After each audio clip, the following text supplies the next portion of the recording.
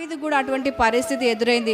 తన అన్నదమ్ములు, తన కుటుంబము, తన తల్లిదండ్రులు, తర్వాత తన ఒకనొక సందర్భంలో తన భార్య కూడా తనకు దూరమైంది. తన స్నేహితుడు దూరమైనాడు. తన దేశాన్ని వదిలిపెట్టి పారిపోవలసిన పరిస్థితి వచ్చింది. ఎంతమందికి తాను దూరం కావలసి వచ్చినప్పటికీ, పరిస్థితి ఏదైనప్పటికీ దేవుడు మాత్రం అతన్ని చేరదీసి ఎంతమంది దూరమైనారో అంతమందికి మరలా తిరిగి తాను ఆధారంగా దిక్కుగా మారడానికి దేవుడు సహాయం చేసినాడని చెప్పేసి దావీదు దాన్ని జ్ఞాపకం చేసుకుంటూ దేవుణ్ణి స్తుతిస్తూ ఉన్నాడు. నిజంగా ఈరోజు మనము దేనికి దూరం అయినామో, ఇక్కడ దావీదుకైతే తల్లిదండ్రులు దూరమైన దేవుడు నన్ను చేరదీస్తాడని పలుకుతున్నాడు.